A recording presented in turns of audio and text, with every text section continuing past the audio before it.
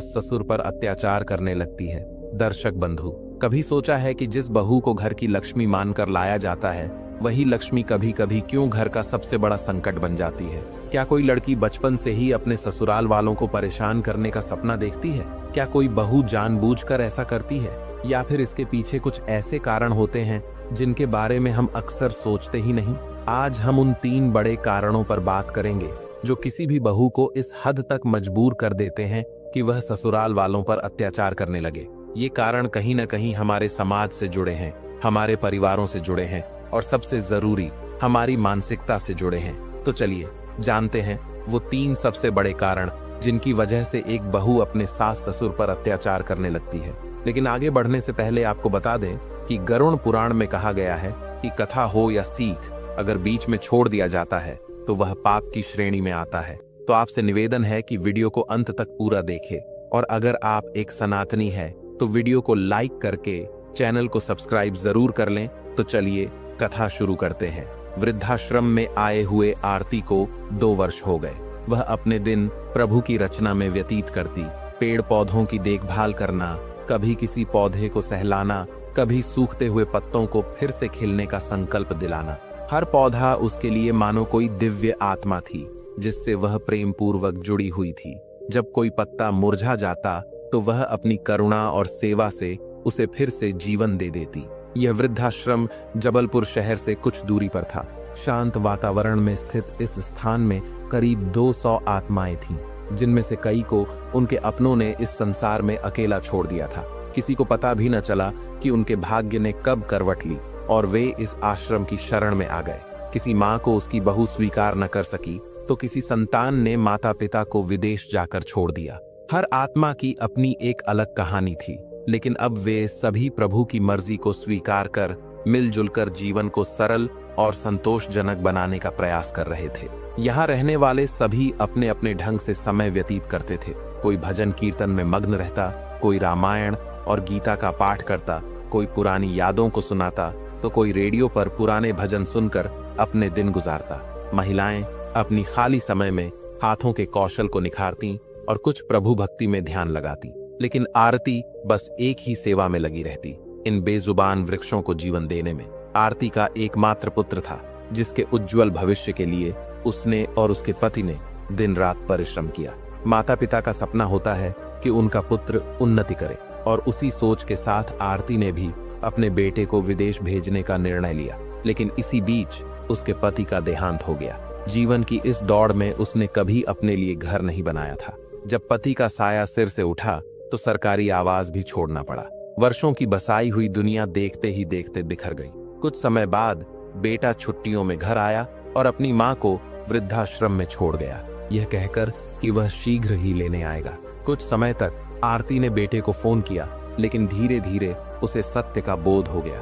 उसने अपने मन को शांत कर लिया और यहाँ के लोगों के साथ अपने मन को प्रभु की इच्छा में अर्पित कर दिया। अब वह समझ चुकी थी कि उसके बेटे ने जो कहा था वह कभी पूरा नहीं होगा। यही उसका नया ठिकाना है, और अगर वह समय रहते अपनी ममता को प्रभु भक्ति में नहीं बदलेगी तो यह 4 दीवारी उसे जीवित नहीं रहने देगी। एक दिन हमेशा की तरह आरती अपने वृक्षों को जल देकर उनसे वार्तालाप कर रही थी। फूलों को खिलते और महकते देखकर उसके मुख पर भी एक मधुर मुस्कान आ गई। वह इसी सेवा में लीन थी कि किसी ने उसे नाम से पुकारा, आरती। वह क्षण भर के लिए ठिठक गई। यहाँ तो सभी उसे अम्मा कहकर बुलाते थे। उसने सोचा कि यह उसका भ्रम होगा और पुनः अपने कार्य में लग गई। लेकिन जब दोबारा वही नाम सुनाई पड़ा तो उसने मुड़कर देखा। सामने एक वृद्ध व्यक्ति खड़ा था। उसे पहचानने का प्रयास करते हुए वह उसके निकट गई। फिर जैसे ही उसने उसके चेहरे को ध्यान से देखा, उसके मुख से निकला, प्रतीक, तुम। प्रतीक हल्के से मुस्कुराया। हाँ, मुझे विश्वास नहीं था कि इतने वर्षों बाद भी तुम मुझे एक ही बार में पहचान लोगी। आरती भी मुस्कुरा उठी, लेकिन उसकी आंखों में एक गहरी शांति थी। वह धीरे से बोली, तुम्हें कैसे भूल सकती हूँ जो पहचान नहीं पाती। प्रतीक उसे भावुक दृष्टि से देखते हुए बोला, मैंने कभी नहीं सोचा था कि तुमसे मेरी भेंट यहाँ होगी। आरती ने हल्की मुस्कान के साथ कहा, यही तो प्रभु की लीला है प्रतीक। जो हम सोचते हैं वह होता नहीं, और जो होता है वह सोच से परे होता है। खैर रहने दो, चलो कहीं बैठते हैं। दोनों बगीचे में एक शांत कोने में बैठ गए। प्रतीक बोला, मैं 2 दिन से अपने मित्र के साथ यहाँ के कार्यालय आ रहा था। जब तुम्हें देखा तो विश्वास नहीं हुआ कि तुम यहाँ कैसे हो सकती हो। मैंने सोचा तुम भी अपने बेटे के साथ विदेश में होगी। फिर जब स्टाफ से तुम्हारे बारे में पूछा तो उन्होंने भी तुम्हारा नाम आरती ही बताया। तब मैंने सोचा कम से कम यह तसल्ली कर लूं कि तुम वही आरती तो नहीं जिसे मैं जानता था। आरती ने शांत स्वर में पूछा, तो क्या पाया तुमने? प्रतीक ने धीमे स्वर में उत्तर दिया, जो पाया वह अब मेरे सामने है। आरती ने हल्के से मुस्कुराते हुए पूछा, तुम्हें किसने बताया कि मेरा बेटा विदेश में रहता है? प्रतीक ने आरती की ओर प्रेम भरी दृष्टि से देखा और कहा, जो सच में चाहते हैं वे हमेशा अपनी चाहत की खबर रखते हैं। आरती मुस्कुराते हुए बोली, तुम अब भी वैसे ही हो, कभी गंभीर नहीं हो सकते। आज भी वही पुरानी आदतें, मजाक करना नहीं छोड़ा। प्रतीक कुछ कहने ही वाला था कि आरती ने पहले ही पूछ लिया, अच्छा बताओ तुम जबलपुर में क्या कर रहे हो? तुम्हारी पत्नी और बच्चे कैसे हैं? प्रतीक ने एक लंबी सांस ली और हल्की उदासी से कहा, पत्नी को इस दुनिया से गए 9 साल हो गए। आरती आश्चर्य में पड़ गई। मतलब? प्रतीक ने हल्के से सिर हिलाया, हाँ, उसे गुजरे 9 साल हो गए। मेरे 2 बेटे हैं जो अपने अपने घरों में बस चुके हैं। मैं कभी बड़े बेटे के पास तो कभी छोटे के पास 2-2 महीने बिताकर अपना जीवन बिता रहा हूँ। आरती ने सहानुभूति भरे स्वर में कहा। ओह, प्रतीक ने थोड़ा मुस्कुराते हुए कहा, एक अच्छी बात यह है कि मेरी पेंशन आती है, नहीं तो कभी कभी सोचता हूँ अगर बेटों पर निर्भर होता तो क्या होता। आरती ने भी संतोष भरी सांस लेते हुए कहा, हाँ, मेरा भी गुजारा इसी पेंशन से चलता है। फिर अचानक मुस्कुराते हुए बोली, याद है प्रतीक, बचपन में हम खिलौनों से कितना खेलते थे, लेकिन यह कभी नहीं सोचा था कि खुद ही जीवन के हाथों खिलौना बन जाएंगे। दोनों एक दूसरे को देखने लगे। आरती की आंखों में इस स्थान पर रहने की झिझक थी और प्रतीक के अचानक मिलने से वह थोड़ी असहज महसूस कर रही थी। वहीं प्रतीक भी मन ही मन विचलित था। आरती जो कभी उसके हृदय में बसी थी, वही आरती आज इस वृद्धाश्रम में मिलेगी, यह उसने कभी नहीं सोचा था। आरती ने अचानक संकोच भरे स्वर में पूछा, प्रतीक तुम यहाँ? प्रतीक उसकी चिंता समझ गया और हंसते हुए बोला, चिंता मत करो, मैं यहाँ रहने नहीं आया हूँ। जिस दोस्त के साथ आया हूँ वह यहाँ रहने का सोच रहा है। आरती ने आश्चर्य से पूछा, क्यों? प्रतीक ने गहरी सांस लेते हुए कहा, अब उसे भी लगने लगा है कि किसी के फेंकने से पहले खुद ही अपना ठिकाना बदल लेना बेहतर है। दोनों के दिलों में हलचल मची हुई थी।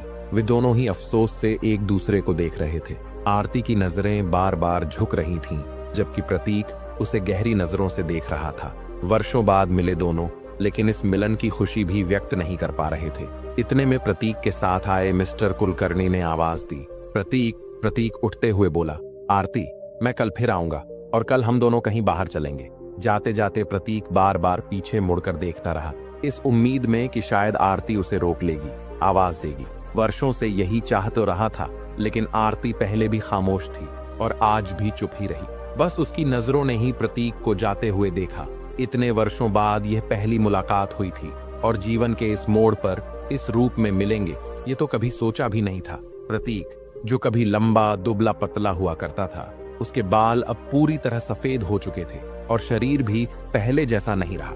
आरती ने खुद की ओर नजर घुमाई, आईने के पास जाकर हल्के से मुस्कुराई और खुद से बोली, मैं भी कितनी पागल हूँ। प्रतीक को अदरक कह रही थी और खुद पर कभी ध्यान ही नहीं दिया। मेरे भी बाल सफेद हो गए हैं, शरीर भी बेडौल हो चुका है, चेहरे पर तजुर्बे की इतनी लकीरें उभर आई हैं, लेकिन कभी गौर ही नहीं किया।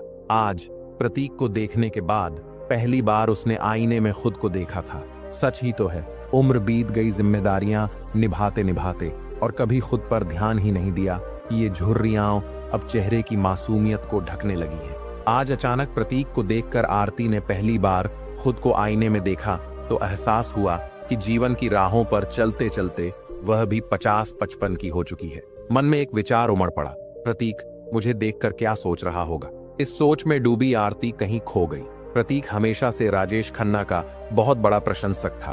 वह उसी की तरह बाल संवारता, उसी की तरह बात करता।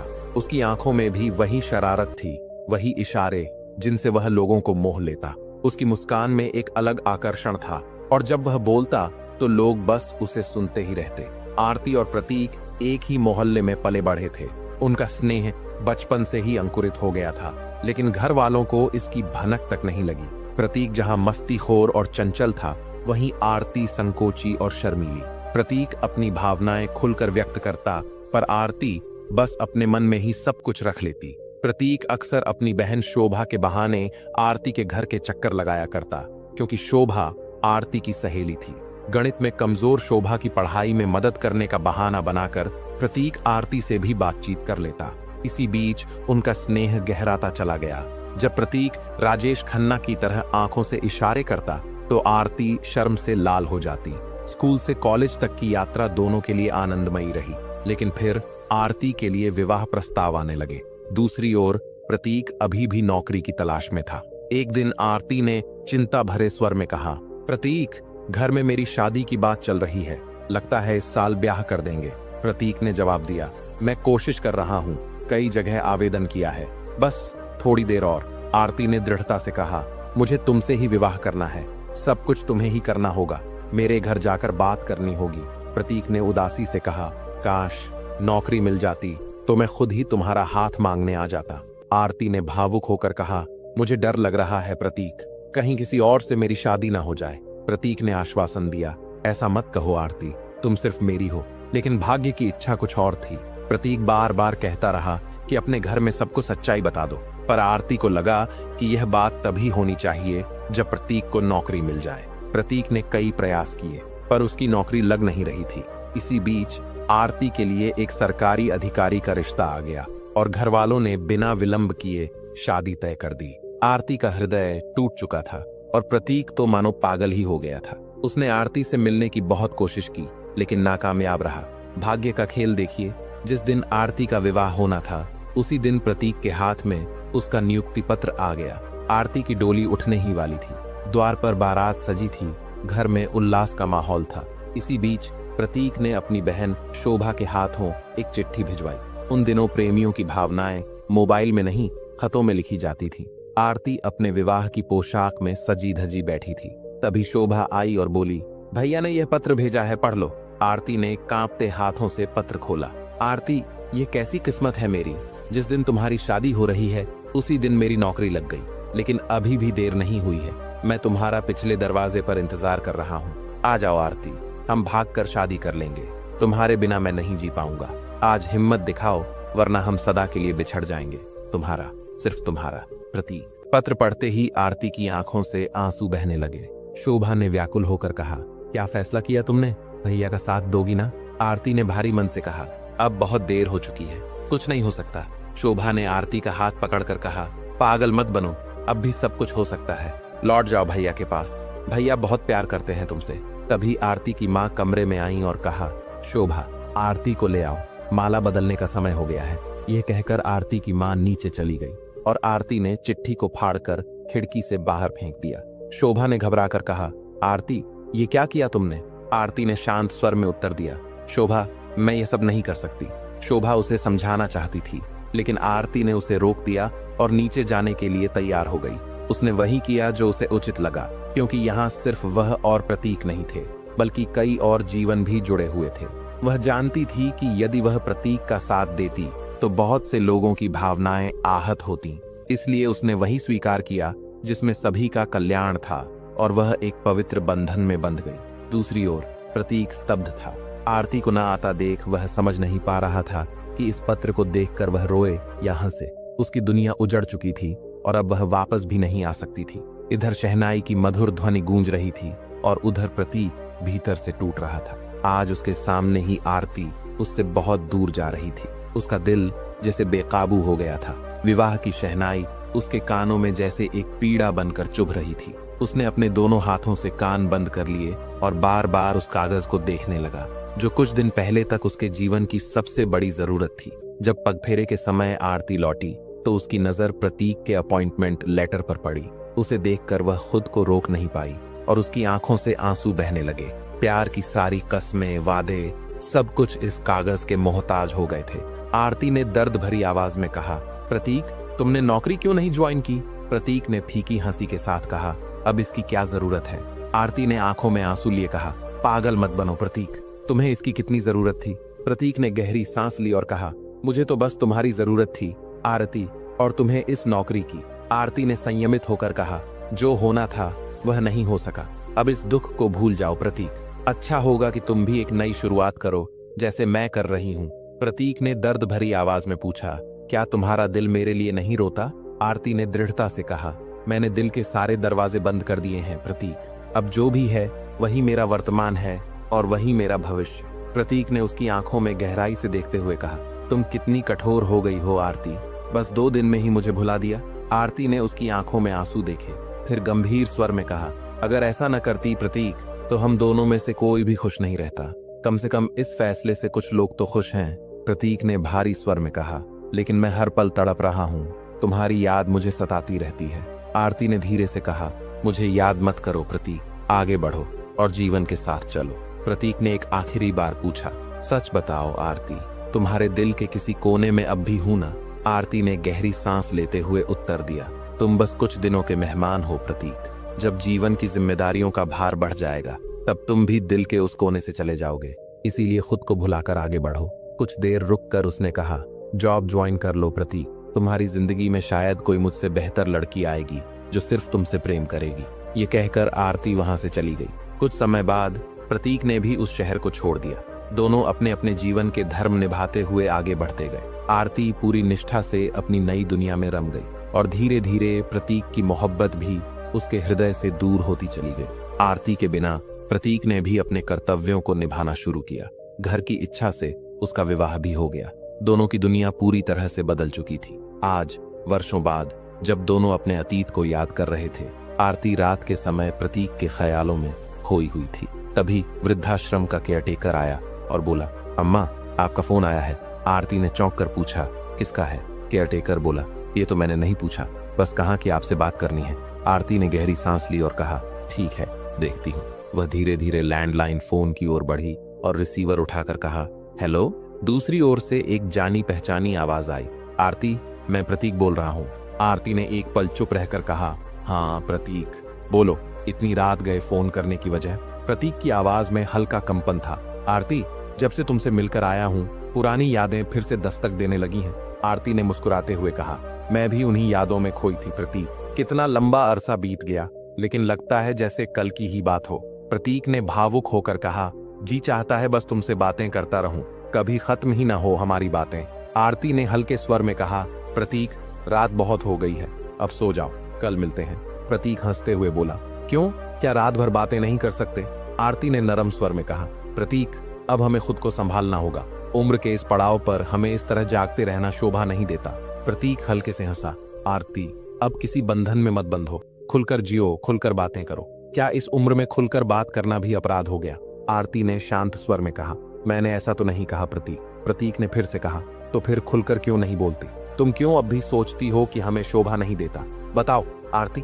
आरती ने हल्की सांस लेते हुए कहा, प्रतीक कल मिलते हैं। फिर बिना कुछ और सुने उसने फोन काट दिया। प्रतीक ने फोन को एक तक देखा और सोचा, कब तक तुम दूसरों के बारे में सोचती रहोगी आरती? क्यों अब भी खुलकर जी नहीं पाती? प्रतीक फिर से पुरानी यादों में खो गया। आरती हमेशा दूसरों की खुशी को खुद से ऊपर रखती थी। बचपन से ही वह अपने परिवार के लिए त्याग करती आई थी। कोई आ रहा है, कोई देख लेगा, धीरे बोलो, कोई सुन लेगा, ये वाक्य उसके जीवन का हिस्सा बन गए थे। यहाँ तक कि अपनी मनपसंद चीजों पर भी वह अपना हक नहीं जताती थी। छोटे भाई बहनों को भी अपनी इच्छाओं से पहले रखती थी। प्रतीक को कई बार लगता था कि मैंने गलत इंसान को चाह लिया जो खुद को जीने ही नहीं देती। कई बार प्रतीक उसे कहता, आरती मुझे डर है कि तुम मेरे प्यार के रास्ते पर चल भी पाओगी या नहीं। इस पर आरती की आंखों में आंसू आ जाते थे। तब प्रतीक को ही उसे संभालना पड़ता, मीठी मीठी बातें करके उसका मन बहलाना पड़ता। प्रतीक हमेशा चाहता था कि कभी तो आरती किसी बात पर नाराज हो, कभी तो अपना हक जताए, लेकिन आरती तो मानो त्याग की मूर्ति थी। उसे यह सब आता ही नहीं था। जब भी प्रतीक नाराज होता, आरती बस यही कहती, तुम हो ना मेरा ख्याल रखने के लिए। और यही सुनकर प्रतीक फिर से उसके लिए पिघल जाता। दोनों ने साथ जीने मरने की कस्में खाई थीं, लेकिन इस जन्म में उनका प्रेम मिलन नहीं बन सका। भाग्य ने उन्हें अलग कर दिया। आज भी फोन पर आरती की आवाज सुनकर प्रतीक ने मन में सोचा, तुम आज भी वही हो आरती, आज भी खुलकर जीने से डरती हो। सुबह का समय आरती अपने वृक्षों को पानी दे रही थी, लेकिन उसकी नजरें बार बार गेट की तरफ जा रही थीं। प्रतीक आएगा या नहीं? कुछ देर बाद उसकी प्रतीक्षा पूरी हुई। प्रतीक आ चुका था और उसकी ओर बढ़ रहा था। प्रतीक ने मुस्कुराते हुए आरती की ओर देखा। आरती भी उसे देखकर हल्के से मुस्कुराई और छांव की ओर बैठने चली गई। प्रतीक भी एक पेड़ के नीचे बैठ गया और कहा, तुम भी बैठो आरती। आरती बोली, तुम बैठो, मैं पानी लेकर आती हूँ। वह भीतर जाकर पानी की एक बोतल लेकर आई और प्रतीक को देते हुए उसके पास बैठ गई। प्रतीक ने पानी पिया और इधर उधर देखने लगा। आज धूप कुछ ज्यादा थी, लेकिन इस छायादार वृक्ष के नीचे दोनों को राहत मिल रही थी। प्रतीक कुछ चुप था। आरती ने पूछा, क्या हुआ, चुप क्यों हो? प्रतीक ने धीमी आवाज में कहा, तुम्हें तो मेरी बातें पसंद ही नहीं। आरती ने हल्के से मुस्कुराते हुए कहा, ऐसा नहीं है, क्या तुम कल के फोन कटने से नाराज हो? प्रतीक ने कोई जवाब नहीं दिया। उसकी चुप्पी बता रही थी कि वह वही बात सोच रहा है। आरती ने कहा, प्रतीक तुम यहाँ बैठे हो या नाराजगी जताने आए हो? प्रतीक ने गहरी सांस लेकर कहा, कल तुम्हें देखना था, लेकिन मैं पूछना ही भूल गया कि तुम कैसी हो। आरती की आंखें नम हो गईं। प्रतीक ने चिंतित होकर पूछा, क्या हुआ आरती, आंखें क्यों भर आईं? आरती ने धीमे स्वर में कहा, प्रतीक ये सवाल अब कोई नहीं पूछता, बस तुम्हारे मुंह से सुनकर यूं ही आंखें भर आईं। प्रतीक ने गहरी सांस लेते हुए कहा, कभी सोचा नहीं था कि हम इस तरह मिलेंगे, अपनों के होते हुए भी भीड़ में अकेले रह जाएंगे। थोड़ा रुककर उसने फिर पूछा, तुम यहाँ कैसे आरती? आरती ने हल्की मुस्कान के साथ कहा, इसका क्या जवाब दूं प्रतीक? प्रतीक ने गंभीर स्वर में कहा, तुम अपने घर क्यों नहीं गई? तुम्हारे भैया भाभी तो अब भी वहीं हैं। आरती ने लंबी सांस लेकर कहा, प्रतीक स्त्रियों का कोई घर नहीं होता, पहले मायके में बोझ समझी जाती है, फिर ससुराल को अपनाती है और फिर अपने संतानों के घर जाती हैं। अगर उन्हें वहां भी जगह नहीं मिली तो वृद्धाश्रम ही उनका ठिकाना बन जाता है।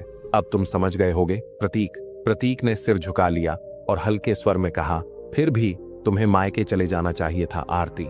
आरती ने हल्की मुस्कान के साथ कहा, किस मायके की बात कर रहे हो प्रतीक? माँ बाप को गए जमाना हो गया, जब अपना ही बेटा मुझे संभाल नहीं सका तो दूसरों पर क्यों निर्भर रहूं? प्रतीक उसकी बातों की गहराई को समझ रहा था। आरती ने जो कहा वह 100% सच था। आजकल अपने ही माता पिता को बच्चे संभाल नहीं पा रहे तो और कौन सहारा देगा? प्रतीक ने चारों ओर नजर दौड़ाई। वहां बैठे सभी बुजुर्ग अपनों के होते हुए भी परायों की तरह इस आश्रम में रह रहे थे। उनकी आंखों में अनुभव था, लेकिन कहीं न कहीं अकेलापन भी। आरती ने उसकी खोई हुई नजरों को देखा और बोली, प्रतीक तुम कैसे हो? जबलपुर में क्या कर रहे हो? प्रतीक ने उसकी ओर देखा, लेकिन कुछ नहीं कहा। आरती ने फिर से पूछा, क्या बताओगे नहीं अपने बारे में? प्रतीक ने हल्के से मुस्कुराते हुए कहा, क्या बताऊं आरती, एक साधारण इंसान की तरह जी रहा हूं। पूर्णिमा हर कदम पर मेरा साथ देती रही। आरती ने सहमति में सिर हिलाया। हाँ, शोभा ने बताया था कि तुम्हारी पत्नी का नाम पूर्णिमा था। प्रतीक ने यादों में डूबते हुए कहा, बहुत अच्छी थी वह आरती, मेरे परिवार का, मेरे बच्चों का पूरा ध्यान रखती थी। जो छवि मैंने कभी तुम्हारे लिए बनाई थी, न जाने कब पूर्णिमा वहां जाकर अपना स्थान बना चुकी थी। आरती ने हल्के से मुस्कुराते हुए कहा, खुशकिस्मत हो प्रतीक। प्रतीक ने याद करते हुए कहा, जानती हो आरती, तुम्हारी तरह उसकी भी गणित कमजोर थी, लेकिन पता नहीं घर के खर्चे कितनी अच्छी तरह संभाल लेती थी। आरती ने हल्के स्वर में कहा, जिम्मेदारी इंसान को सब सिखा देती है प्रतीक। हम औरतों को गृहस्थी की कला बचपन से ही सिखाई जाती है। प्रतीक ने सहमति में सिर हिलाया। सच कहा तुमने, ये कला तो औरतों में ही होती है। फिर थोड़ी देर चुप रहकर उसने कहा, पूर्णिमा बहुत ही अच्छी पत्नी और मां साबित हुई आरती, लेकिन बहुत जल्दी साथ छोड़ गई। जब तक वह थी मुझे किसी बात की चिंता नहीं थी, लेकिन अब? प्रतीक की आवाज में हल्की थकान झलक रही थी। आरती ने हल्की सांस लेते हुए पूछा, लेकिन तुम अलग अलग हिस्सों में कैसे बंट गए? प्रतीक ने गहरी सांस लेते हुए कहा, जब तक पूर्णिमा थी तब तक बच्चे आते जाते रहते थे। कभी लगा ही नहीं कि यही बच्चे मेरे घर के टुकड़े करने वाले हैं। पोते पोतियों की हंसी खुशी से भरा घर था। पूर्णिमा बहुत खुले विचारों की थी, बहुत अच्छी थी। आरती ने उसकी ओर देखा और मुस्कुराकर कहा, आखिर में मुझे भूल ही गए प्रतीक। प्रतीक ने हल्के से हंसते हुए कहा, तुमने खुद ही तो मुझे प्यार करने का हक छीन लिया था। आरती को यह सुनकर अच्छा लगा। उसने कहा, यह जानकर सुकून मिला कि तुम खुश थे प्रतीक। प्रतीक ने हल्की उदासी के साथ कहा, क्यों, क्या तुम खुश नहीं थी? आरती ने मुस्कुराते हुए कहा, मैंने यह तो नहीं कहा। प्रतीक ने एक लंबी सांस ली और कहा, तुम्हें थोड़ा और इंतजार करना चाहिए था आरती, एक बार मुझ पर भरोसा करके देख सकती थी। आरती ने शांत स्वर में कहा, जो हो गया उसे याद करके क्या फायदा? प्रतीक, कितनी अजीब बात है ना, मैं सिर्फ तुम्हें पाने के लिए सरकारी नौकरी खोजती रही और जब नौकरी मिल गई तो तुम पीछे छूट गए। दोनों ने एक लंबी सांस ली। उनके चेहरे पर एक हल्का अफसोस था, जैसे वे सोच रहे हों कि काश समय को रोक सकते तो आज हालात कुछ और होते। कुछ देर की खामोशी के बाद प्रतीक ने अपना मोबाइल देखा। आरती ने पूछा, बार बार समय क्यों देख रहे हो, कोई काम है? प्रतीक ने कहा, नहीं, बस देख रहा था कि 12 बजने को हैं। आरती ने हल्के स्वर में कहा, इतनी जल्दी भी क्या है? प्रतीक थोड़ी देर और बैठने की सोच रहा था, लेकिन हल्का सा घबराते हुए बोला, नहीं आरती, मुझे जाना होगा। मैं अभी 2 महीने के लिए यहाँ हूँ, कल फिर आऊंगा तुमसे मिलने। ये कहकर प्रतीक चला गया। आरती को समझ नहीं आया कि कल भी प्रतीक इसी समय चला गया था और आज भी, लेकिन बार बार पूछना उसे सही नहीं लगा। प्रतीक जब घर पहुंचा और कॉलिंग बेल बजाई तो छोटी बहू सपना ने दरवाजा खोला। उसे देखकर सपना बोली, अब यही काम रह गया है मेरा, आपका इंतजार करना। प्रतीक ने कुछ नहीं कहा और सीधे अपने कमरे की ओर बढ़ गया। पीछे से सपना चिल्लाई, खाना गर्म कर लीजिए, मेरे सिर में दर्द है। प्रतीक यह सुनकर चुपचाप अपने कमरे में चला गया। बिस्तर पर बैठकर उसने दीवार पर टंगी पूर्णिमा की तस्वीर को देखा और धीरे से बोला, पूर्णिमा, तंग आ गया हूं अकेले खाते खाते। लेकिन पूर्णिमा क्या जवाब देती? वह तो वहां थी जहां से लौटना मुमकिन नहीं था। हाथ मुंह धोकर प्रतीक ने किचन में जाकर खाना गर्म किया। खाने में फिर वही बासी भोजन रखा था जो कल का ही था। यह रोज का ही सिलसिला था। सपना का हर दिन कोई न कोई नया बहाना होता था। जब भी कुछ पूछो तो हर बात के लिए कोई न कोई तर्क तैयार रहता। प्रतीक ने आज हिम्मत जुटाई और सपना से पूछने के लिए उसकी ओर बढ़ा, लेकिन फिर वही बहस, वही अशांति, वही कलह की आशंका ने उसे रोक दिया। उसने चुपचाप भोजन गर्म किया और टेबल पर जाकर बैठ गया। वह जानता था कि अगर 1 बजे से पहले नहीं खाया तो फिर यह खाना भी नसीब नहीं होगा। प्रतीक अच्छी तरह समझता था कि उसकी बड़ी बहू सरोज जैसी उसकी छोटी बहू सपना नहीं थी। जब तक वह सरोज के पास रहता तब तक उसे कोई परेशानी नहीं होती थी। सरोज और प्रतीक की काफी अच्छी बनती थी। वह बहू कम बेटी की तरह अधिक फर्ज निभाती थी। प्रतीक का छोटे बेटे के पास आने का कोई इरादा नहीं था, लेकिन बड़ा बेटा आदित्य उन बेटों में से नहीं था जो यह कह सके, पिताजी, आप हमेशा के लिए यहाँ रह सकते हैं, आपको कहीं जाने की जरूरत नहीं। इसी बीच सपना अपनी सहेली से फोन पर बात कर रही थी। नहीं यार, इस बार किटी पार्टी का अरेंजमेंट किसी और के घर पर कर लो। 4 दिन हुए हैं, ससुर जी आए हुए हैं, अब तो 2 महीने की छुट्टी हो गई मेरी। प्रतीक के कानों में ये शब्द पड़ रहे थे। अब तो उसे रोना भी नहीं आता था, बस भोजन का निवाला निगलने के लिए मुंह खोलना ही एक औपचारिकता रह गई थी।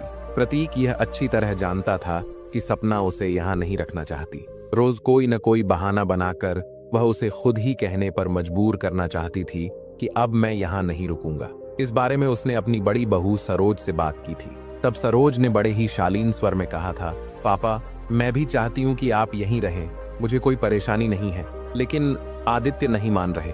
उनका कहना है कि दोनों भाइयों की जिम्मेदारी वह अकेले क्यों निभाए। प्रतीक ने गहरी सांस ली। अपना सिक्का ही खोटा हो तो दूसरों से शिकायत कैसी? एक माँ बाप 10 बच्चों को बिना झिझक के पाल सकते हैं, लेकिन उन्हीं 10 बच्चों में किसी में हिम्मत नहीं होती कि वह कहे, माँ बाप मेरे साथ रहेंगे, वे बंटवारे का हिस्सा नहीं होंगे। प्रतीक की नजर अपनी प्लेट पर पड़ी और कुछ पुरानी यादें उसके सामने जीवंत हो उठी। उसे पूर्णिमा के साथ बिताए हुए पल याद आने लगे। प्रतीक को शुरू से ही अकेले खाने की आदत नहीं थी। जब पूर्णिमा उसकी दुल्हन बनकर आई थी तब भी वह प्रतीक को खाना परोसकर खड़ी रहती थी। प्रतीक जब खाना खा लेता तभी वह उसकी प्लेट में बचा हुआ भोजन खाती। एक दिन प्रतीक ने उसका हाथ पकड़कर उसे टेबल के पास बिठा लिया और कहा, पूर्णिमा, मेरे साथ बैठो, मेरे साथ खाया करो, मुझे अच्छा नहीं लगता कि मैं अकेले बैठकर खाता रहूं। पूर्णिमा मुस्कुराकर बोली, आप अकेले कहाँ होते हैं जी, मैं हमेशा आपके पीछे रहती हूँ। प्रतीक हल्की हंसी के साथ बोला, मेरे पीछे नहीं पूर्णिमा, मेरे साथ रहो, अब रोज मेरे साथ बैठकर खाओ, वरना मैं भी नहीं खाऊंगा। पूर्णिमा झिझकते हुए बोली, लेकिन जी, लोग क्या कहेंगे? माँ कहती थी कि पत्नी का स्थान पति के चरणों में होता है। प्रतीक ने हल्की नाराजगी के साथ कहा, तुम किस जमाने की बातें कर रही हो पूर्णिमा? मैं नहीं चाहता कि तुम मेरे पीछे रहो, तुम बराबरी से साथ भी तो चल सकती हो ना। पूर्णिमा ने सिर झुकाते हुए कहा, आप मुझे दूसरी औरतों की तरह क्यों नहीं चलने देते? पहले सिर से घूंघट हटवाया, इसकी वजह से घर में कितनी बातें हुई, मुझे हर चीज में साझेदार बना दिया, जो घर में किसी को भी पसंद नहीं आया। प्रतीक ने मुस्कुराकर कहा, सब पुराने ख्यालों के लोग हैं पूर्णिमा, इसी वजह से उन्हें यह सब स्वीकार करने में परेशानी हो रही है, लेकिन एक दिन सब ठीक हो जाएगा और तुम्हारे साथ तो मैं हमेशा ही हूँ। कुछ देर सोचने के बाद प्रतीक ने गहरी सांस ली और कहा, पूर्णिमा, जानता हूँ कि शादी की पहली रात मैंने अनजाने में तुम्हारा दिल दुखा दिया था, जब यह कह दिया था कि मेरे दिल में सिर्फ आरती है। किसी भी स्त्री के लिए यह सुनना आसान नहीं होता, फिर भी तुमने कभी हार नहीं मानी और मेरे दिल में अपनी जगह बना ली। वह आगे बोला, उस बात की शर्मिंदगी आज भी मुझे महसूस होती है पूर्णिमा। मैं हमेशा चाहता था कि आरती को सब सुख दूं, लेकिन अब वह मेरी नहीं है। अब तुम मेरी पत्नी हो तो कम से कम तुम्हें तो वह सुख देने दो। हम दोनों प्रेम से अपनी गृहस्थी का सुख भोगेंगे। पूर्णिमा ने आंखों में प्रेम भरकर कहा, एक बात पूछूं? प्रतीक ने कहा, हाँ पूछो। पूर्णिमा ने धीमे स्वर में पूछा, क्या अब भी कभी आरती की याद आती है? प्रतीक ने हल्की मुस्कान के साथ कहा, अब उस सवाल का कोई वजूद नहीं है पूर्णिमा। अब मैं बस यही चाहता हूँ कि आरती जहां भी हो खुश रहे। पूर्णिमा ने प्रतीक के सीने पर सिर रख दिया और कहा, मैं बहुत भाग्यशाली हूँ जी, जो आप मुझे मिले। प्रतीक ने कुछ नहीं कहा, बस उसकी बातों को महसूस करता रहा। कुछ क्षणों के लिए वर्तमान में लौटकर प्रतीक ने अपनी प्लेट की ओर देखा। पूर्णिमा को गए कई साल बीत गए थे, लेकिन अब यह अकेलापन उसे बहुत चुभता था। उदास मन से उसने प्लेट उठाई, रसोई के सिंक में रखी और हाथ मुंह धोकर अपने कमरे में चला गया।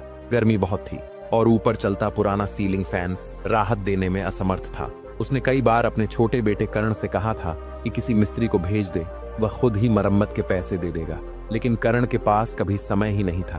तभी उसका फोन बजा। कुलकर्णी जी का कॉल। प्रतीक ने फोन उठाया और कहा, क्या बात है कुलकर्णी जी, सब ठीक तो है ना? कुलकर्णी जी ने गहरी सांस लेते हुए कहा, कहाँ जनाब, क्या ठीक होगा, कुछ भी ठीक नहीं लग रहा। प्रतीक ने शांत स्वर में कहा, कुलकर्णी जी जरा ठंडे दिमाग से रहने की कोशिश कीजिए, वैसे ही आपका बीपी हमेशा बढ़ा रहता है। कुलकर्णी जी गुस्से में बोले, आप ठंडे दिमाग से रहने की बात कर रहे हैं? आपको अंदाजा भी है कि बच्चे कितनी फिजूल खर्ची कर रहे हैं? मेरा तो दिमाग ही काम नहीं करता जब यह सब देखता हूँ। प्रतीक ने समझाते हुए कहा, यही तो मैं भी कह रहा हूँ कुलकर्णी जी, आपको खुद को इस चिंता से निकालना होगा, नहीं तो आपका स्वास्थ्य ही खराब होता रहेगा। जो बातें आपके बस में ही नहीं, उन पर सोचकर क्यों परेशान होना? कुलकर्णी जी चिंता में डूबे बोले, डर लगता है दुबे जी, कहीं इनकी फिजूल खर्ची इनके भविष्य को न बिगाड़ दे। प्रतीक ने हल्की मुस्कान के साथ कहा, कुलकर्णी जी अभी बच्चे इतनी गहराई से नहीं सोचते, अगर आप ज्यादा रोक टोक करेंगे तो घर में फिर विवाद होने लगेगा। कुलकर्णी जी ने लंबी सांस लेते हुए कहा, इसीलिए तो मैं वृद्धाश्रम जाना चाहता हूँ, अब घर में कोई इज्जत बची ही कहाँ है? ये सुनकर प्रतीक चुप रह गया। बात तो सही थी, अब इस उम्र में इज्जत कहाँ बची? सुनाने वाले बहुत हैं, लेकिन सुनने वाला कोई नहीं। उस पर बढ़ती उम्र में शरीर भी साथ छोड़ने लगता है। जब शरीर मजबूत था तब पत्नी और बच्चों का भविष्य संवारने में पूरी जिंदगी बीत गई। पूर्णिमा ने एक एक पैसा सोच समझकर खर्च किया ताकि बच्चों को कभी किसी चीज की कमी महसूस न हो, लेकिन वही बच्चे अब, यह सोचते हुए प्रतीक ने गहरी सांस ली। पूर्णिमा से उसने कई बार कहा था, पूर्णिमा कभी खुद के लिए भी कुछ खर्च करो, कभी अपने लिए भी सोचो, लेकिन पूर्णिमा हमेशा अपनी लंबी छोटी गूंथते हुए मुस्कुराकर कहती, हम दोनों को क्या चाहिए जी, आपकी पेंशन से आराम से चल जाएगा। आज हम बच्चों को संभाल रहे हैं, कल वे हमें संभालेंगे, देख लेना उस दिन मैं सिर्फ आराम करूंगी और पोते पोतियों के साथ खूब बन-ठन कर रहूंगी। फिर हंसते हुए कहती, आदित्य और कर्ण की बहू लाने की जिम्मेदारी मुझ पर छोड़ देना, मैं ऐसी बहू लाऊंगी जो इस घर को मेरे साथ मिलकर स्वर्ग बना देगी। यह याद करते ही प्रतीक की आंखें नम हो गईं। जिस परिवार पर पूर्णिमा गर्व करना चाहती थी, वही बच्चे उसे जीते जी मार डालते। कभी कभी प्रतीक ऊपर वाले की ओर देखता और सोचता, अच्छा ही हुआ कि पूर्णिमा यह सब नहीं देख पाई, नहीं तो यह बंटवारा और बच्चों का व्यवहार उसे तोड़कर रख देता। अब तो बस मीठी यादें और कुछ कड़वे अनुभव ही उसके साथी थे। 35 साल तक पूर्णिमा ने उसका साथ दिया था, लेकिन लीवर की बीमारी उसे बहुत दूर ले गई। जीवन भर वह परिवार की देखभाल में लगी रही, खुद का भी ख्याल नहीं रखा, यहाँ तक कि प्रतीक के रिटायरमेंट का भी इंतजार नहीं कर पाई। उसकी यह ख्वाहिश भी अधूरी रह गई कि वह खुद अपने हाथों से दोनों बेटों के लिए बहुएं लाए। बस सरोज को देख पाई और वह भी उसकी पसंद नहीं थी, बल्कि आदित्य की पहली पसंद थी। एक दिन जब आदित्य ने अपनी शादी की बात बताई तो प्रतीक ने हल्के मजाक में कहा, देखो पूर्णिमा, तुम्हारे बेटे ने तुम्हारे खोजने से पहले ही अपनी बहू खोज ली। इस पर पूर्णिमा हंसकर बोली, अरे आप भी किस जमाने की बात कर रहे हैं जी, अब कौन माँ बाप की पसंद का इंतजार करता है, लेकिन हमारी सरोज बहुत समझदार होगी, देखना। पूर्णिमा अपनी हर बात को अपने ही तरीके से लेकर खुश होने का बहाना ढूंढ लेती थी। वह सही भी निकली, सरोज सच में अच्छी बहू साबित हुई। लेकिन छोटी बहू सपना, ये सोचकर प्रतीक ने फिर से गहरी सांस ली और अपने मन की हलचल को शांत करने की कोशिश करने लगा। अब उसका ध्यान आरती की ओर गया। उसने लैंडलाइन का नंबर डायल किया। कुछ देर में आरती ने फोन उठाया और कहा, हेलो। प्रतीक ने धीमी आवाज में कहा, आरती। आरती चौंक गई। आज इस समय फोन करने की वजह? प्रतीक ने गहरी सांस लेकर कहा, एकाकीपन। आरती, तो सोचा तुमसे बात कर लो। आरती हल्के से मुस्कुराकर बोली, यही साथी है अब हमारे। प्रतीक, प्रतीक ने रुकी हुई आवाज में कहा, क्या अब कुछ नहीं हो सकता? आरती चुप रही, फिर पूछा, क्या नहीं हो सकता? प्रतीक ने भावुक होकर कहा, यही कि हम साथ रहें ताकि यह अकेलापन हम पर हावी ना हो जाए। आरती ने हल्की झिड़की दी। तुम कैसी बातें कर रहे हो प्रतीक? प्रतीक ने गहरी सांस लेते हुए कहा, बस अब अकेले नहीं रहना चाहता हूँ। आरती, बात करने को तरसता हूँ, कोई नहीं है जिसके पास बैठकर दिल खोलकर बात कर सकूं। आरती ने हल्की आवाज में कहा, समझती हूँ प्रतीक, इस उम्र में यह अकेलापन आना स्वाभाविक है, लेकिन जितना तुम इससे भागोगे यह उतना ही तुम्हें परेशान करेगा। इससे अच्छा है कि इसे सहारा देने वाला कोई जरिया बना लो, जिसे देख तुम्हारा मन लगे और समय कट जाए, जैसे मैंने पेड़ पौधों को अपना साथी बना लिया है। प्रतीक ने गहरी सांस लेते हुए कहा, आरती, क्या तुम्हारा मन नहीं करता खुलकर उड़ने का? हर वक्त क्यों खुद को वक्त के हिसाब से ढाल लेती हो? कितना अच्छा लिखती थी तुम, वह भी छोड़ दिया। क्यों खुद के अनुसार नहीं जीती तुम? आरती ने हल्की उदासी के साथ कहा, जब जीना चाहती थी तब सब कुछ छिन गया मुझसे। अब इस उम्र में जीने का क्या अर्थ? अब तो बस हर दिन एक इंतजार है, बस मृत्यु का इंतजार। यह कहकर आरती ने फोन रख दिया। वह अपने कमरे में गई, सिर पर हाथ रखा और आंखें बंद कर सोचने लगी उस परीक्षा के बारे में जो उसने सिर्फ दूसरों की खुशी के लिए दी थी। प्रतीक से विदा होने के बाद सबकी खुशियों का ख्याल रखते हुए आरती ने विशाल को अपना सब कुछ मान लिया, लेकिन विशाल उसकी पसंद नहीं था और ना ही उसने उसे शादी से पहले देखा था। घर वालों ने जो भी तय किया उसने उसे ही अपनी तकदीर मान लिया। भारतीय संस्कृति के अनुसार पति को भगवान मानते हुए वह प्रतीक को पीछे छोड़ आई थी, लेकिन प्रतीक की तरह उसका जीवन आसान नहीं था। हर मोड़ पर उसे एक नई चुनौती का सामना करना पड़ा। आरती सुंदर थी, लेकिन इसका उसे कभी घमंड नहीं हुआ। विशाल सरकारी कर्मचारी था और उसे अपने पद का बहुत अभिमान था। आरती की शादी जिस दिन हुई उसी दिन से उसके धैर्य और सहनशीलता की परीक्षा शुरू हो गई। जिस सजी हुई सेज से एक नई जिंदगी शुरू होनी थी, वहीं से आरती की परीक्षा शुरू हुई। उस मासूम को नहीं पता था कि हर घड़ी उसे अपने अस्तित्व की कीमत चुकानी पड़ेगी। जिस साथ के लिए उसने प्रतीक का साथ छोड़ दिया, वह साथ कभी बना ही नहीं। साथ रहते हुए भी वह साथी ना बन सका। दर्द दिया लेकिन हमदर्द ना बन सका।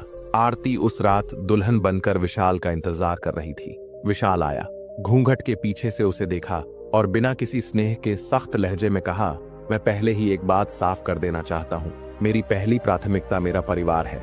आरती ने मुस्कुराते हुए कहा, यह तो बहुत अच्छी बात है जी। विशाल बोला, अभी मेरी बात पूरी नहीं हुई है। आरती चुप हो गई। घूंघट के पीछे से उसे विशाल का चेहरा दिख रहा था और वह समझ गई कि उसका बीच में बोलना विशाल को पसंद नहीं आया। विशाल ने आगे कहा, तुम्हें भी यही करना होगा। अपनी जिंदगी में मुझे और मेरे परिवार को ही प्राथमिकता देनी होगी। मुझे इस बात से कोई फर्क नहीं पड़ता कि तुम सुंदर हो या बदसूरत, मेरे माँ बाबूजी की पसंद हो। उन्हें कभी यह महसूस नहीं होना चाहिए कि वे गलत थे। तुम खुश रहो या नहीं, इससे कोई मतलब नहीं। मुझे सिर्फ इतना चाहिए कि मेरी माँ बाबूजी खुश रहें। जितनी जल्दी तुम इसे समझ लो उतना ही अच्छा होगा। आरती चुप थी। वह समझ नहीं पाई कि उसे कुछ कहना चाहिए या नहीं। कहीं कुछ कहने से विशाल नाराज न हो जाए। कुछ समय पहले तक वह विशाल की बातों से सहमत थी, लेकिन यह सुनकर वह विचलित हो गई। उसे अब समझ आ गया था कि विशाल एक अच्छा बेटा तो हो सकता है, लेकिन एक अच्छा पति नहीं। वह पूछना चाहती थी, अगर मेरी खुशी तुम्हारे लिए मायने नहीं रखती तो फिर मेरी खुशी का ख्याल कौन रखेगा? लेकिन यह सवाल उसके घूंघट के अंदर ही दफन हो गया। अगले दिन से उसकी गृहस्थी शुरू हो गई। सुबह से शाम तक वह अपने ससुराल को एक मंदिर बनाने में लगी रही, लेकिन उसकी मेहनत कभी रंग नहीं लाई।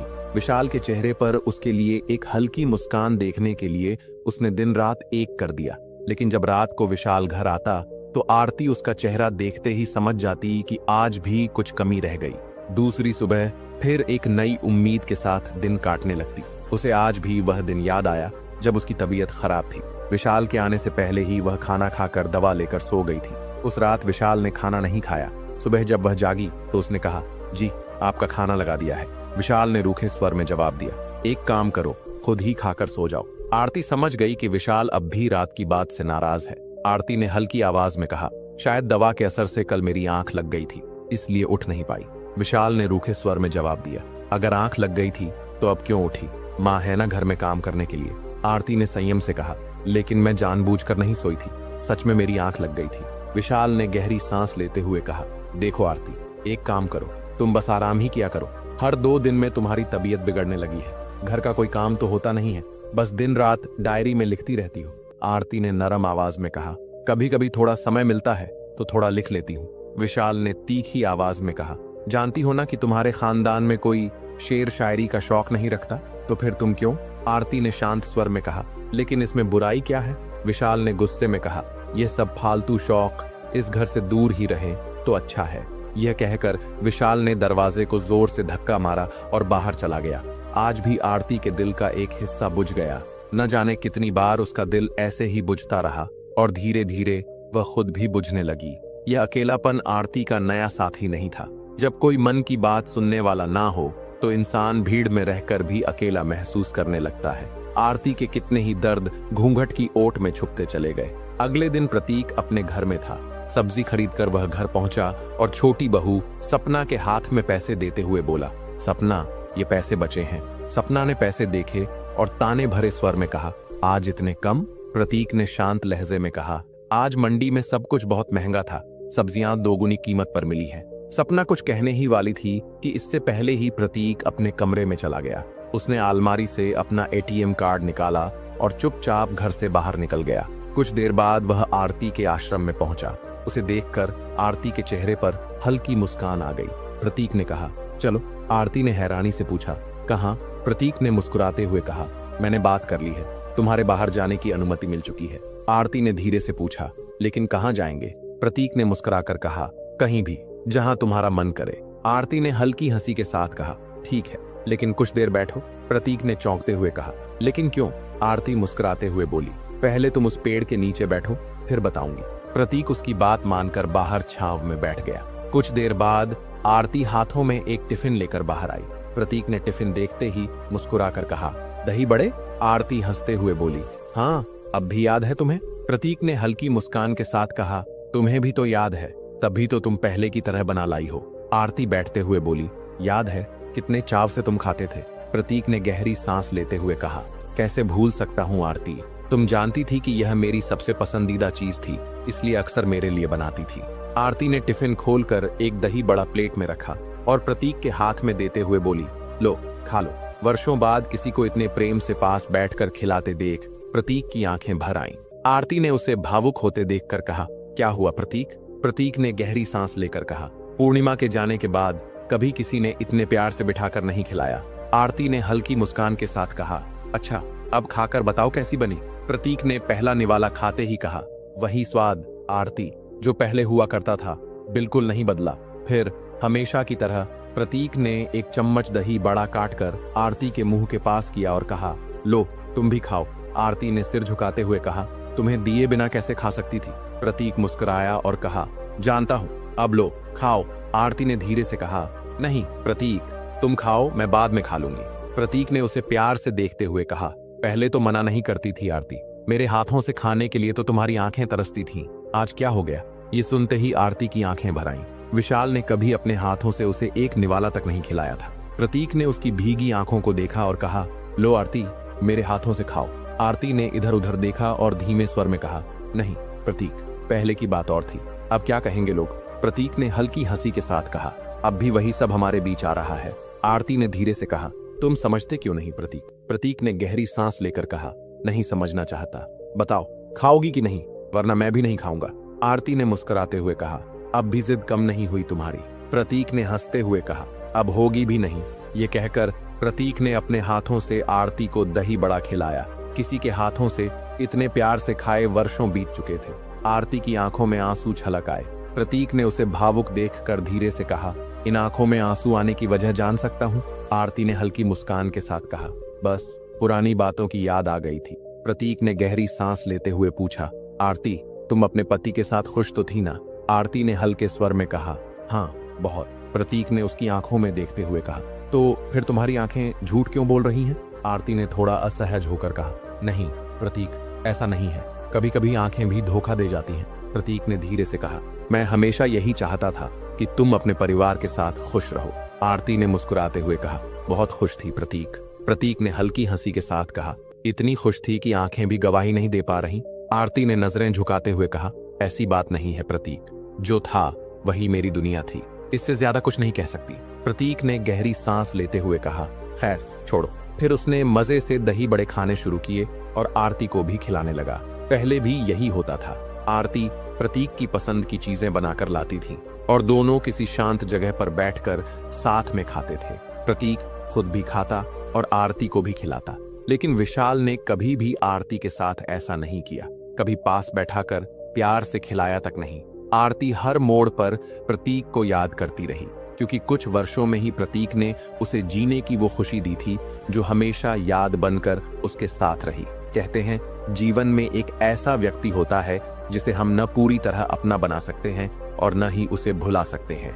वह दिल के एक कोने में किसी स्टोर रूम की तरह पड़ा रहता है। आरती और प्रतीक के साथ भी यही हुआ था। जीवन में आगे बढ़ने का फैसला दोनों ने किया था, लेकिन उनके दिलों में एक दूसरे के लिए जगह कभी कम नहीं हुई। आज वर्षों बाद दोनों उसी बीते वक्त को जी रहे थे जिसे कभी पीछे छोड़ आए थे। दही बड़े खाने के बाद प्रतीक ने अपने बैग से एक छोटा पैकेट निकाला और आरती को दिया। ये तुम्हारे लिए आरती, प्रतीक ने मुस्कुराते हुए कहा। आरती ने हैरानी से पूछा, क्या है इसमें? प्रतीक, तुम्हारे लिए एक मोबाइल, आरती ने चौंक कर कहा। लेकिन क्यों? तुमसे बात करने के लिए, आरती ने सिर हिलाते हुए कहा। इसकी कोई जरूरत नहीं थी प्रतीक, प्रतीक ने गंभीर होकर कहा। मुझे थी इसकी जरूरत। अच्छा नहीं लगता था तुम्हें आश्रम के ऑफिस से बुलवाकर तुमसे बात करना। अब मैं निश्चिंत होकर तुमसे कभी भी बातें कर सकता हूँ। प्रतीक ने मोबाइल ऑन किया और अपने फोन से आरती के नए फोन पर कॉल किया।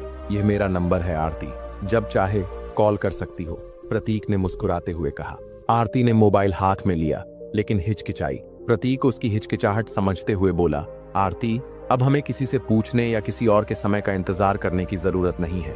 फिर प्रतीक ने आरती की ओर देखकर कहा, चलो अब। आरती ने हल्के स्वर में पूछा, लेकिन कहाँ? प्रतीक ने हंसते हुए कहा, रास्ते में बता दूंगा। आरती धीरे से मुस्कुराई और उठकर चल दी। प्रतीक ने इशारे से उसे मोबाइल रखने को कहा। आरती भीतर गई, अपना छोटा सा बैग उठाया और उसमें मोबाइल रखकर प्रतीक के साथ चल दी। दोनों रास्ते पर निकले। प्रतीक ने एक ऑटो बुलाया और दोनों उसमें बैठ गए। सालों बाद दोनों खुली हवा में सांस ले रहे थे, एक दूसरे को देखकर मुस्कुरा रहे थे। कभी सड़क पार करते समय प्रतीक आरती का हाथ पकड़ता तो कभी आरती उसकी उंगली पकड़ लेती। कहीं ठोकर न लग जाए, कहीं कोई भीड़ में गुम न हो जाए। दोनों एक दूसरे का हर तरह से ख्याल रख रहे थे। दोनों एक पार्क पहुंचे। वहां कुछ बच्चे खेल रहे थे, कुछ महिलाएं अपनी सहेलियों के साथ बैठकर बातें कर रही थीं। दोनों एक बेंच पर जाकर बैठ गए। आरती को आइसक्रीम बहुत पसंद थी। प्रतीक चुपचाप आइसक्रीम पार्लर गया और आरती के लिए आइसक्रीम लेकर आया। आरती ने इधर उधर देखा और हल्के स्वर में कहा, प्रतीक, रहने दो। प्रतीक मुस्कुराया और बोला, तुम्हें तो आइसक्रीम पसंद है ना? आरती ने चारों तरफ देखा और धीरे से कहा, अब नहीं। प्रतीक ने चौंक कर पूछा, क्यों? आरती ने धीमे स्वर में कहा, प्रतीक, जिद मत करो, उम्र देखो हमारी। प्रतीक हंसते हुए बोला, अब उम्र की दीवारों को हम दोनों के बीच में नहीं आने दूंगा। अब जो पसंद है बस वही करेंगे। बहुत हो गया दूसरों के हिसाब से चलना, अब बस वही करेंगे जो दिल कहता है। ये सुनकर आरती हिचकिचाई, लेकिन प्रतीक के हौसले को देखकर उसकी भी हिम्मत बढ़ गई। उसने आइसक्रीम ले ली। प्रतीक हंसते हुए अपनी चश्मे की ओट से आरती को देखता रहा। वही पुरानी शरारत, वही मुस्कान, वही नटखट अंदाज। आरती भी धीमे से मुस्कुराने लगी। पार्क में बच्चे खेल रहे थे। प्रतीक भी जवान युवक की तरह उनके साथ खेलने चला गया। खेलते खेलते उसने अपनी चश्मे को नाक पर रखकर तिरछी नजरों से आरती को देखा। आरती हल्की सी शर्माने लगी। कुछ देर बाद प्रतीक थक कर बेंच पर आकर बैठ गया। आरती ने हल्के स्वर में कहा, शायद तुम अपनी उम्र भूल रहे हो प्रतीक। प्रतीक ने गहरी सांस लेते हुए कहा, क्या करूं आरती, आज फिर से दिल जवान होना चाहता है। चाहता हूं कि वो बीते दिन जो हाथ से निकल गए उन्हें फिर से जी लूं। हमने कितना अच्छा वक्त बिताया था आरती, याद है ना? आरती ने हल्की मुस्कान के साथ कहा, हाँ याद है। प्रतीक ने उसकी आंखों में देखा और कहा, आज फिर से वही जीने का मन करता है। तुम्हारा यूं शर्माना, तुम्हारा यूं लजाना, तुम्हारा मेरे कंधे पर सिर रखना, हाथों में हाथ डालकर घंटों बातें करना। आरती ने हल्के स्वर में कहा, तुम सही कह रहे हो। प्रतीक की नजरें आज भी उसी तरह आरती को देख रही थीं, जैसे समय ने उन पर कोई असर ही न डाला हो। वही शरारती अंदाज, वही नटखट मुस्कान, वही गहरी आंखें। उम्र की दहलीज पार कर लेने के बावजूद वह नजरें अब भी वैसे ही घायल कर रही थीं जैसे पहले किया करती थीं। आज भी उसकी आवाज कानों में मधुर गूंज की तरह सुनाई दे रही थी। तभी एक छोटा बच्चा उनकी ओर आया और मासूमियत से बोला, दादाजी, ये गजरा ले लो, दादी जी को अच्छा लगेगा। प्रतीक और आरती एक दूसरे को देखने लगे। प्रतीक मुस्कुराते हुए गजरा खरीदने लगा। आरती मना नहीं कर पाई। बच्चे के जाने के बाद प्रतीक ने हल्के मजाकिया लहजे में कहा, लीजिए दादी जी, ये गजरा आप पर अच्छा लगेगा। ये सुनकर दोनों जोर से हंस पड़े। प्रतीक ने शरारती अंदाज में कहा, आरती ये गजरा लगा लो। आरती ने हंसते हुए कहा, प्रतीक बस करो, सब देख रहे हैं। प्रतीक ठहाका लगाकर बोला, अब जब दादी जी बन ही गई हो तो यह गजरा मैं ही लगा देता हूँ। ये कहकर प्रतीक ने अपनी चुलबुली नजरों से देखते हुए आरती के बालों में गजरा सजा दिया। आरती को यह सब बहुत अच्छा लग रहा था। प्रतीक का यह अपनापन देखकर वह मुस्कुराई और हल्का सा शर्मा गई। उसने अपने बालों में सजे गजरे को हल्के से छुआ और फिर नजरें उठाकर प्रतीक को देखने लगी। प्रतीक भी उसे निहार रहा था। उसकी इस अदा से आज भी आरती का दिल वैसे ही धड़क रहा था जैसे वर्षों पहले धड़का करता था। आज प्रतीक की आंखों में प्यार और अपनापन देखकर उसकी आंखें भर आईं, क्योंकि यही इज्जत और प्यार तो वह विशाल की आंखों में हमेशा तलाशती रही, लेकिन कभी न उसे दिखा, नहीं मिला। प्रतीक ने जब उसकी आंखों में नमी देखी तो तुरंत पूछा, क्या हुआ आरती, तुम्हारी आंखों में आंसू क्यों हैं? अब यह मत कहना कि धूल चली गई थी। आरती ने आंसू पोंछते हुए हंसकर कहा, बस खुशी से झलक पड़े। प्रतीक हल्के से हंसते हुए बोला, झूठ। आरती ने चौंक कर पूछा, क्यों? प्रतीक ने गहरी नजरों से देखते हुए कहा, क्योंकि तुम मेरी आंखों में कुछ खोज रही थी। आरती हल्की मुस्कान के साथ बोली, अच्छा इतना ध्यान देते हो मेरी हर बात पर, यह तो पता ही नहीं था। प्रतीक ने भावुक होकर कहा, हमारा प्यार सच्चा था आरती, शायद इसलिए हम फिर से मिले हैं। बताओ ना, क्या ढूंढ रही थी? आरती ने अपनी जिंदगी की कड़वी हकीकत को छुपाते हुए कहा, एक बात पूछूं? प्रतीक ने हल्के से सिर हिलाया, हाँ पूछो। आरती ने हल्की हंसी के साथ पूछा, जब भी मैं मायके जाती थी तुम कोई ना कोई बहाना बनाकर हमारे घर क्यों आते थे? कहीं मुझे देखने तो नहीं आते थे? प्रतीक ने हल्की मुस्कान के साथ कहा, इस बात को पहले भी जानती थी और आज भी समझ रही हो। आरती ने हंसते हुए कहा, पहले भी समझती थी। प्रतीक हल्के स्वर में बोला, तो कभी हालचाल क्यों नहीं पूछा? मुझे देखकर छुप क्यों जाती थी? आरती ने हल्की सांस लेते हुए कहा, तुमसे नजरें मिलाने की हिम्मत जो नहीं थी। प्रतीक ने प्यार से कहा, लेकिन तुम तो आज भी नजरें चुरा रही हो आरती। सच कहूं तो तुमने कभी खुद के लिए समय निकाला ही नहीं। आरती उसकी बातें ध्यान से सुन रही थी। प्रतीक ने गहरी सांस लेते हुए कहा, अब ऐसा नहीं होगा आरती, जो तुम्हें पसंद है वही होगा, जो मुझे पसंद है वही होगा। अब सिर्फ हम एक दूसरे के लिए जिएंगे। आरती ने हिचकिचाते हुए कहा, लेकिन प्रतीक, बच्चे क्या कहेंगे? प्रतीक उसकी ओर देखते हुए मुस्कुराया और हल्के स्वर में कहा, किस बच्चे की बात कर रही हो आरती? तुम्हारा इकलौता बेटा जो महीनों से तुम्हारी खोज तक नहीं करता, या मेरे 2 बेटे जो मुझे महीनों में बांट रहे हैं और तुम उनकी सोच रही हो? आरती उसकी बातों को समझते हुए हल्का सा मुस्कुराई और बोली, अब बस बातें ही करोगे या कुछ खिलाओगे भी? प्रतीक हंसते हुए उठा और बोला, चलो कुछ खा लेते हैं। दोनों धीरे धीरे चलते हुए एक रेस्टोरेंट पहुंचे और खाना ऑर्डर किया। दोपहर के 3 बज चुके थे। खाने के बाद प्रतीक आरती को वृद्धाश्रम छोड़कर खुद घर चला गया। जैसे ही वह घर पहुंचा, सपना उसे इस समय घर में देखकर कुछ कहने ही वाली थी, लेकिन इससे पहले ही प्रतीक अपने कमरे में जाकर दरवाजा बंद कर लिया। सपना गुस्से से आग बबूला हो गई। उसे लगा कि प्रतीक किचन में जाकर खाने के लिए पूछेगा, लेकिन प्रतीक ने न कोई सवाल किया, न ही बताया कि वह इतनी देर से कहां था। उधर जहां प्रतीक की जिंदगी का आज एक खास दिन बन चुका था, वहीं आरती भी आज बेहद खुश थी। आज भी प्रतीक की चाहत देख वह सोचने पर मजबूर हो गई कि उसकी चाहत को ठुकराकर उसने जिंदगी की कितनी बड़ी भूल कर दी थी। वही चाहत जिसे वह कभी छोड़कर चली गई थी, आज भी उसके दिल में जिंदा थी। अगले दिन प्रतीक ठीक समय पर फिर से वृद्धाश्रम पहुंचा। उसने आरती से बाहर चलने को कहा, लेकिन आज आरती ने बिना किसी हिचकिचाहट के तुरंत हाँ कर दी। यह देखकर प्रतीक मुस्कुराया और मजाकिया अंदाज में बोला, मेरी गुमनामी की वजह तुम थी, वरना जिंदगी की दौड़ में हम भी शामिल थे। आरती ने उसकी बात सुनकर हंसते हुए कहा, अरे तुम कब से यह शायरी वायरी करने लगे? प्रतीक ने मुस्कुराते हुए कहा, क्यों, अच्छा नहीं लगा क्या? आरती ने हल्की मुस्कान के साथ कहा, नहीं, बहुत अच्छा लगा, लेकिन तुम्हें तो यह पसंद नहीं था ना? प्रतीक ने गहरी सांस लेते हुए कहा, जब से तुमने शायरी सुनाना बंद किया है तब से मेरी आदत बन गई है। आरती ने हल्की उदासी के साथ कहा, प्रतीक, तुम्हें याद है जब मैं बोलती थी तब तुम्हें बकवास लगता था? प्रतीक ने भावुक होते हुए कहा, लेकिन तुम्हारे जाने के बाद तुम्हारी याद ही मेरा साथ बन गई। दोनों चुप हो गए। वे एक शांत जगह पर जाकर बैठ गए, जहां सिर्फ पक्षियों की चहचहाहट थी, झरनों का कलकल बहता पानी था, ठंडी हवा थी। दोनों ही इस प्राकृतिक दृश्य में कुछ देर के लिए खो गए। कुछ समय बाद प्रतीक ने अपना फोन निकाला और बहुत सारी सेल्फियां ली, अपने संग आरती की भी। आरती शर्माकर हल्की मुस्कान देने लगी। अचानक इतने सुंदर दृश्य को देखकर प्रतीक ने जोर से चिल्लाकर कहा, आरती। ये देखकर आरती चौंक गई और बोली, प्रतीक, कहीं पागल तो नहीं हो गए? प्रतीक हंसते हुए बोला, क्यों, सुना नहीं? इस वातावरण में तुम्हारा नाम कितना सुंदर लग रहा है। फिर हल्की हंसी के साथ बोला, आज मेरे लिए एक शायरी कहो ना। आरती ने सिर झुकाते हुए कहा, मैंने शायरी छोड़ दी प्रतीक। मेरे हर बोल में बस तुम थे। जब तुमसे ही दूर हो गई तो शायरी किसके लिए लिखूं? हाँ, कभी कभी याद दर्द बनकर उभरती थी, लेकिन विशाल को यह दर्द भी पसंद नहीं आया। प्रतीक ने गहरी सांस लेते हुए कहा, हर बार मुझे ऐसा क्यों लगता है कि तुम खुश नहीं थी? आरती ने हल्की मुस्कान के साथ कहा, मैं खुश थी प्रतीक, देखो ऐसा कुछ नहीं है। यह कहकर आरती ने नजरें फेर लीं। दोनों घंटों बैठे रहे, फिर बाहर खाना खाया और फिर से अपनी अपनी जगह लौट गए।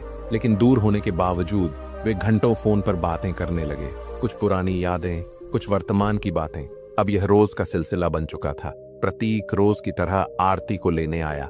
दोनों घंटों साथ रहते और सही समय पर आरती को छोड़कर अपने अपने घर लौट जाते। अब तो वृद्धाश्रम में भी कानाफूसी होने लगी। कई लोग इसे टोकने लगे तो कई आरती का साथ देते हुए मजाक भी करने लगे। 1 महीना इसी तरह बीत गया। उधर सपना भी अब प्रतीक की इस दिनचर्या से परिचित हो गई थी। एक दिन प्रतीक ने अचानक आरती से पूछ लिया, आरती, क्या तुम मुझसे शादी करोगी? आरती चौंक गई। प्रतीक के इस सवाल की उसे बिल्कुल उम्मीद नहीं थी। वह असमंजस में चुप रही। प्रतीक ने उसकी चुप्पी देख कहा, आरती, कुछ तो कहो ना, चुप क्यों हो? आरती ने धीरे से कहा, इस उम्र में मैं क्या कहूं? प्रतीक ने आरती का हाथ थामते हुए कहा, मैं कल भी पागल था, आज भी हूं। जब से तुम्हें पहली बार देखा था तब से मेरे लिए तुम ही सब कुछ हो। तुमने मेरे प्यार को छोड़कर अपने माँ बाप के भरोसे को चुना, तब भी मैं खामोश रहा क्योंकि तुम्हारा फैसला सही था। लेकिन अब नहीं, अब कोई बंधन मानने की जरूरत नहीं। अब मैं सिर्फ तुम्हारे साथ रहना चाहता हूँ आरती ने घबराते हुए कहा, पर देखो तुम्हारे बेटे बहू क्या कहेंगे? मैं अपने बेटे से कैसे नजर मिला पाऊंगी? प्रतीक ने गहरी सांस लेते हुए कहा, किस नजर की बात कर रही हो आरती? तुम्हारा बेटा जिसने तुम्हें यहाँ छोड़ दिया वह तुम्हें खोजता तक नहीं। और मेरे बेटे बहू की बात कर रही हो, मैं उन्हें अपना फैसला सुना चुका हूँ। आरती फिर भी चुप रही। प्रतीक ने उसकी आंखों में देखते हुए कहा, अब सोचने में वक्त मत घमाओ आरती, कहीं बहुत देर ना हो जाए। ये कहकर प्रतीक चला गया। 2 दिन बीत गए, ना कोई फोन ना कोई संदेश। अब आरती भी प्रतीक से नाराज थी, लेकिन अब यह नाराजगी फिक्र में बदल गई थी। उसने बार बार फोन मिलाया लेकिन कोई जवाब नहीं मिला। फिर आरती ने हिम्मत जुटाई और प्रतीक के घर जाने का फैसला किया। डोरबेल बजाई। दरवाजा एक सुंदर स्त्री ने खोला। आरती समझ गई यह प्रतीक की छोटी बहू सपना थी। सपना ने उसे पहचानते हुए बिना कुछ कहे अंदर बुला लिया। आरती की नजरें हर तरफ प्रतीक को ढूंढने लगी। सपना ने ठंडी आवाज में कहा, पापा जी यहाँ नहीं है। आरती ने चौंक कर पूछा, कहाँ गए? सपना ने रूखे स्वर में कहा, बड़े बेटे के पास। आरती ने बेचैन होकर कहा, उनका फोन क्यों नहीं लग रहा?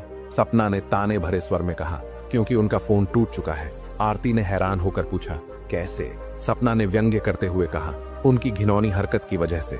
उनके बेटे ने गुस्से में उनका फोन तोड़ दिया और उन्हें यहाँ से भेज दिया। आरती ने सख्त स्वर में कहा, किस घिनौनी हरकत की बात कर रही हो? सपना ने नफरत भरी आवाज में कहा, वही जो आप दोनों इस उम्र में करने जा रहे थे। आरती ने तड़प कर कहा, क्या कहा तुमने? प्रतीक, वह ठीक तो है ना? सपना ने हंसते हुए कहा, इस उम्र में यह सब शोभा देता है क्या? छी पापा जी तो बस। आरती का गुस्सा अब बढ़ने लगा। उसने सख्त आवाज में कहा, तुम्हें कभी खुद पर शर्मिंदगी महसूस नहीं होती? प्रतीक के प्रति तुम्हारा यह व्यवहार कोई छुपा नहीं है। सपना ने व्यंग्य करते हुए कहा, ओह, तो कल की मिली हुई औरत को घर का माहौल भी पता है? आरती ने गुस्से से कहा, तुम कभी समझ ही नहीं पाओगी कि मेरा और प्रतीक का रिश्ता कब से और कितना गहरा है। हम आज से एक दूसरे को नहीं जानते। जब से जानते हैं तब से तुमने जन्म भी नहीं लिया था। आज जब वर्षों बाद वह खुश था तो तुम सबको यह भी चुभने लगा।